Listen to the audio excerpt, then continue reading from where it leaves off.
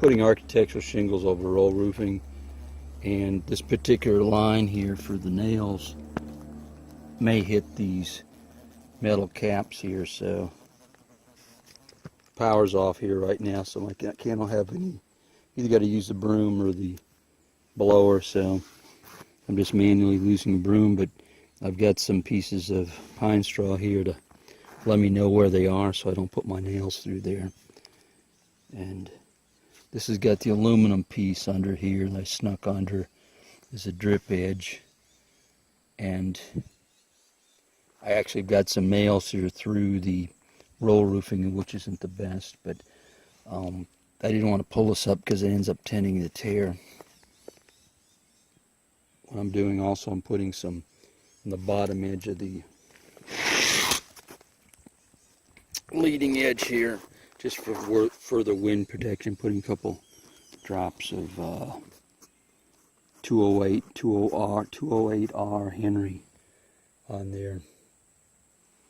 I did that down on the coast. That tends to keep it holding up a little bit better, so you don't just have it pull up in a high wind situation.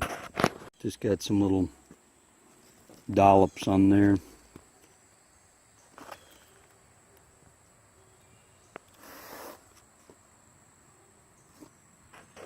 Now I'm going to go ahead and put some nails in here, 6 nails, and right below there's one of these actually right here.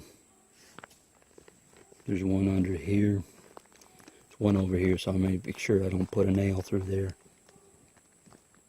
Then you'll bend the nail. That isn't good. After I've got them on, I'll just pull these all out.